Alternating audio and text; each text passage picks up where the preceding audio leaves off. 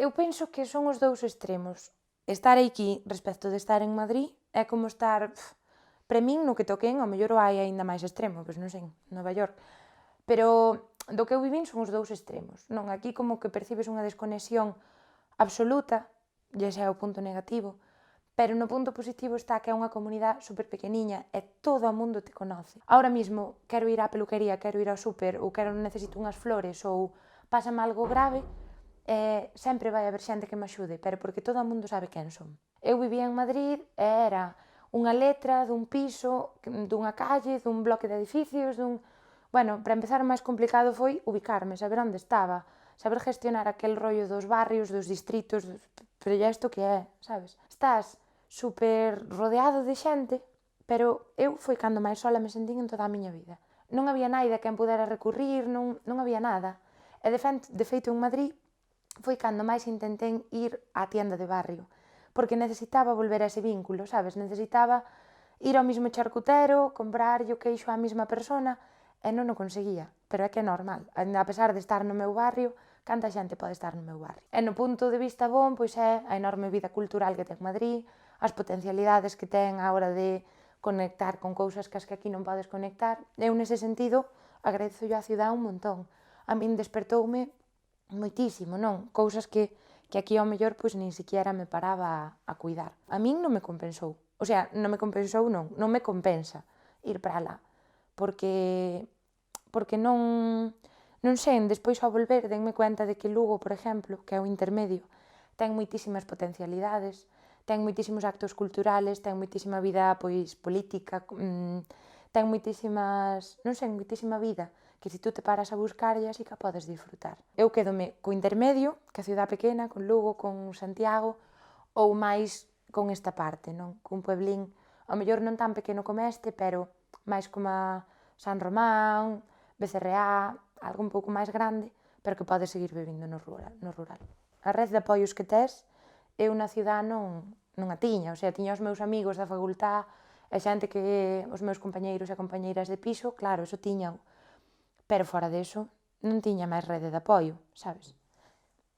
Non sei, un día teis un mal día, ou a duda acabanche de dar unha mala noticia, soltaste a chorar pola calle e naide che vai preguntar que che pasa.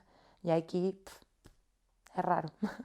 Teño moito medo porque eu fui unha nena que se criou aquí nesta casa, sen o ben que vivín, sen as cousas bonitas que vivín, entonces gustaríame que se teño fillos o puderan vivir tamén. Pero claro, tampouco me parece que unha nena ou un neno se poda criar solo, non? Eu cando fui ao cole, pois había 50 personas en infantil e primaria. Pois non me gustaría que a miña filla ou o meu fillo tuvera 10 compañeiros, paréceme insostenible.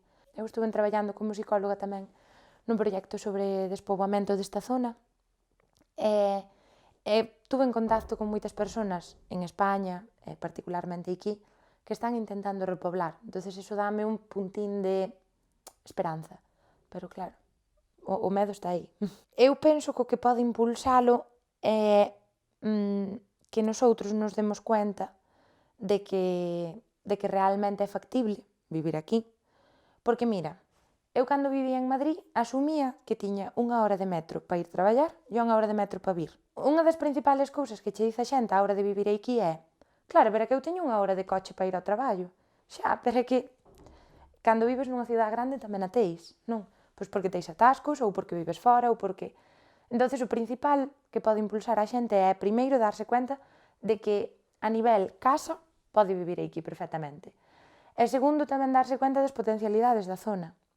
Darse cuenta de que por quedarse aquí non ten só que dedicarse a vacas e ao sistema ganadero, sino que hai cantidad de proxectos, hai cantidad de iniciativas, hai moitísimos emprendedores novos, pero claro, para iso hai que ter contacto. Para min sería moi importante de cara a impulsar o municipio que a nivel de estructuras de goberno se conectara a xente que está facendo proxectos aquí, non? Pois que eu conozca a unha emprendedora que está en Becerreá e que ten pois un gabinete psicopedagóxico, por exemplo, que é real.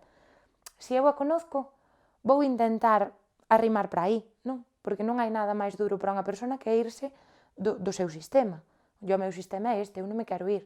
Claro, unha das cousas máis duras, por así decilo, que viviu a miña familia ao mellor, respecto de min, foi cando me planteei en irme para Inglaterra.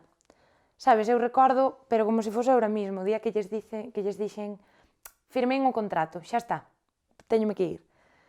Sabes, recordo aparte que estaban meus tíos de Barcelona e foi como, polo riesgo ese de que te quedes aló e que non volvas. Alegráronse, claro, pero non foi unha alegría como outras alegrías. Entonces, pois dícenme pois, que están super orgullosos de que me quede e de que intente facer vida aquí.